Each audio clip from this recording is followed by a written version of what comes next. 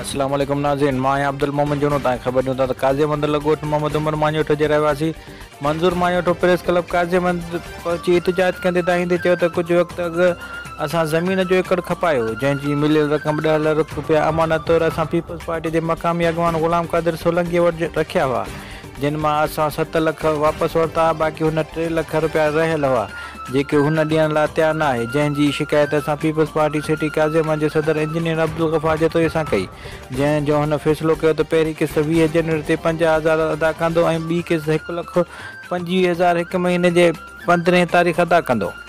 पर तारीख़ गुज़रण बैदि जॾहिं अॼु मूं हुन खां पैसा घुरिया त हुन न ॾिना ऐं धमकियूं ॾियणु लॻो। मूंखे चयईं त अगरि कंहिंखे तव्हां ॾिनी या प्रेस वग़ैरह कई त तोखे पैसा न मिलंदा ऐं तुंहिंजो नुक़सानु बि थींदो। उन करे आउं हिन एहतिजाज ज़रिए peoples party chairman Bilawal Bhutto Zardari, Sardar Jam तमा चुनर, ज़िले सदर अली अकबर जमाली, तालके सदर अब्दुल नबी जमाली ऐं पार्टी अॻवान खे अपील थो करियां त मूं ग़रीब खे पंहिंजे हक़ लाल जा पैसा वठी ॾिना वञनि ऐं मूंखे कुझु बि थियो त उन जो ज़िम्मेवार पीपी अॻवान ग़ुलाम क़ादिर सोलंकी हूंदो।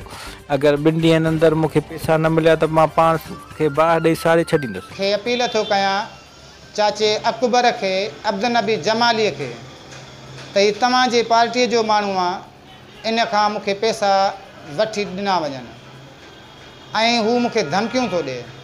अगरि जे मूंखे कुझु थी बि पियो त इन जो ज़िम्मेवार ग़ुलाम क़ादिर हूंदो, छो त मूं हुनखे प्रेस जी जॾहिं ॻाल्हि कई त अॼु हुन ताज़ो मूंखे चयो त जेकर प्रेस कंदे त तोखे पैसा बि न मिलंदा पर नुक़सानु मिलंदो। ऐं मां इहो गारंटीअ सां थो चवां त नुक़सानु लाज़मी मूंखे ॾींदो। जेकर ॿी सूरत मूंखे 2 ॾींहंनि जे अंदरि पैसा नथा ॾियारिया वञनि त मां काज़ीअमंद थाणे जे अॻियां पाण ते घासलेट आरे पाण खे बाहि ॾींदुसि। सिंधी मेज़बानी जी सुञाण टपाल मेज़बान। वधीक तफ़सील लाइ विज़िट कयो असांजो वेब चैनल AMJ न्यूज़ काज़ीअमंद। फेसबुक ऐं यूट्यूब ते ॾिसण लाइ सर्च कयो मोमिन जोणो।